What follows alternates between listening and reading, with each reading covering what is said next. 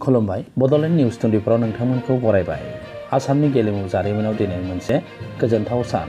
दिनै गुवाहाटी बरसापारायाव थानाय आसाम क्रिकेट आफादनि स्टेडियामाव गोदानारि जिमनेसियाम आरो रिसेपसन रुम गोथार बेखेवनानै होयो गिबि मन्थ्रि डक्टर हिमन्त बिश्व शर्माया। लोगोसे आसाम सोरखारा होनाय 11 बिगा हायाव गं 700 गारि दोननो हानाय पार्किं आरो फालांगियारि कमप्लेक्स लुनायनि अन्थाइ खाम्फाखौबो गायसननानै होयो। आसामनि खना खनला गामि ओनसोलफोराव गेलेनायनि बिथिंखौ जौगाहोनो थांखिजों आसाम सोरखारा माखासे राहाबो लादों।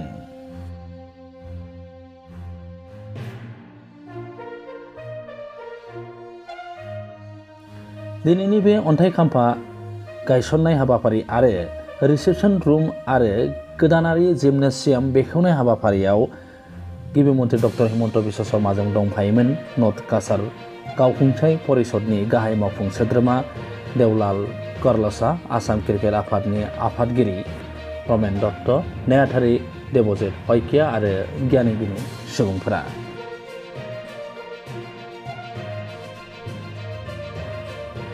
गोजोन्थों।